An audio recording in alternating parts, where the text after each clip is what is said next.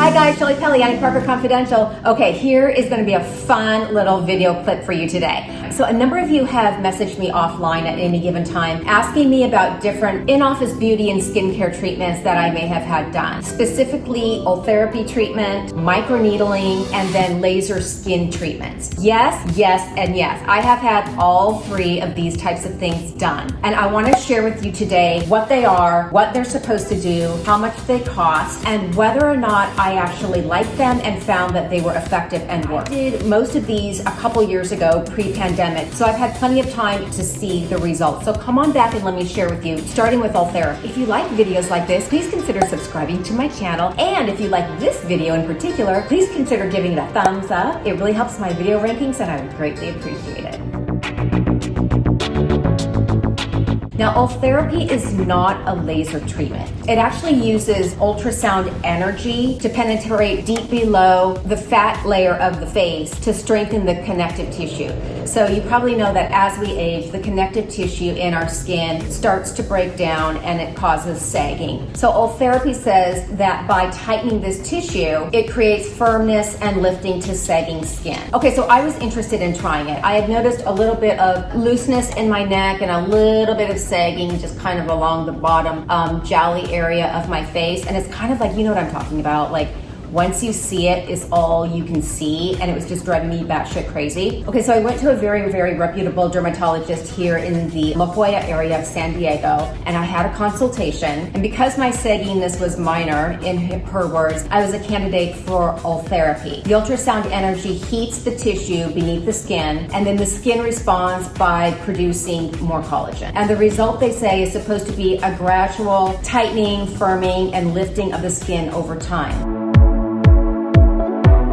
They generally recommend that you have 2 to 3 treatments spaced 6 months apart. It is supposed to take about 6 to 8 months for you to actually see the results. What it isn't is it isn't a substitute if you really need a facelift. If you have a lot of sagging and it bothers you, then Ultherapy really isn't for you because you're going to waste your money because you're not going to see results and you're not going to be happy with it. So this is just if you have a little bit of elasticity and want a little bit of a bump up. This is what she's telling me. Where I went, they'll give you 3 different treatment options. You can either just do your neck, your lower face, or your neck and your entire face. I decided to have my neck and my entire face done. It isn't cheap, you guys. It was $4,200. The price will depend on where you live and who you go to. What I found is that it was completely fair given their reputation and given the treatment that I was having done.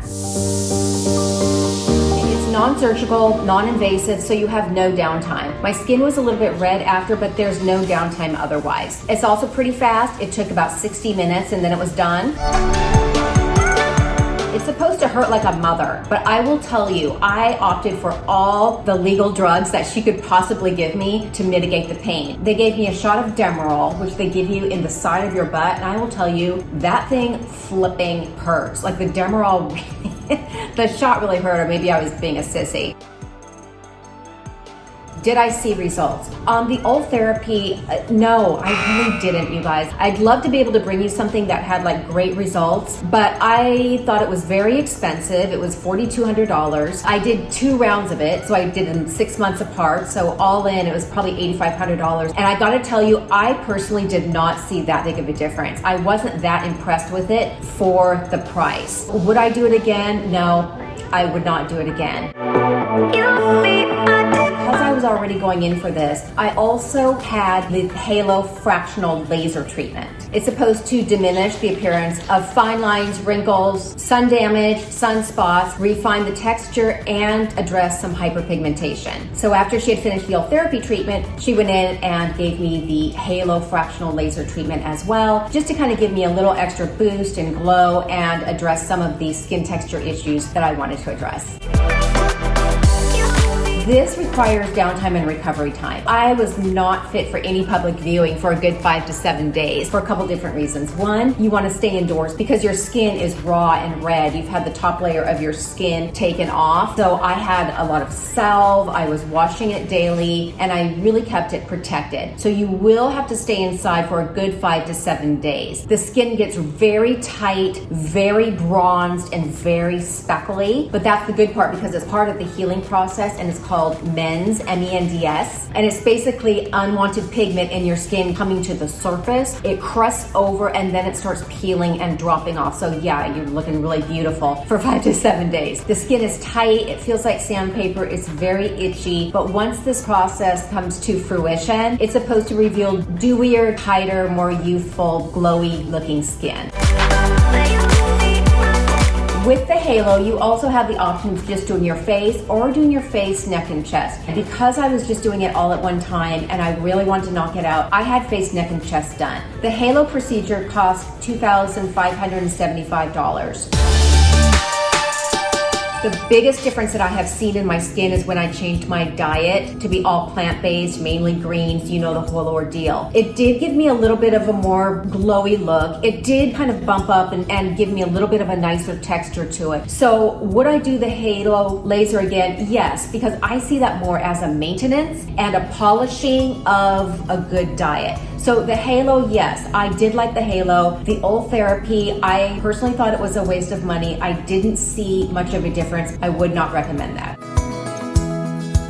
I do like microneedling. So microneedling is essentially poking tiny, tiny, tiny little fragmented holes in your skin. It's a controlled injury. And the thought is that your natural healing process of your skin rushes in to repair the tiny little micro holes that have been made all over your skin. And it generates collagen and helps to make your skin dewier, firmer, with a much better overall texture to it. It does hurt. They do give you a numbing cream. So you go into the salon, they'll put a nice little numbing cream on and they usually leave you to sit for an hour. It takes about 30 minutes, 45 minutes. I always have my neck, chest, and face done. In terms of downtime, there's a little bit of downtime, but not really. You'll be kind of red, just like you got a really bad sunburn. But if you really want to go out in the evening and you just put some concealer on, maybe a little bit of a heavier base, you can get away with it. There will be some tightening, a little bit of drying over the next few days. You will usually want to buy them in a package of 3 because you'll want to get 3 treatments about 6 weeks, 4 to 6 weeks apart. The cost for that, and again, it depends on where you go, it can range anywhere from $1,000 for 3 treatments up to $2,000. It just depends on where you go. My person charges me $1,000 for 3 microneedling treatments, face, neck, and chest. I do microneedling about once a year. I'll buy a package of 3. I do feel that it gives me a nice texture on my skin. So would I do it again? Yes, and I do it again and again and again every single year. Microneedling, I absolutely recommend. All right, so in closing, Ultherapy, for me, it's a no. I thought it was a waste of money and I wouldn't do it again. Halo laser treatment, I would do again. I love microneedling. I do recommend that. Okay, if you have any questions, comments, feedback, as always, please ask me below. Subscribe to my channel. Visit me on the blog, AnnieParkerConfidential.com, and I'll see you on the blog.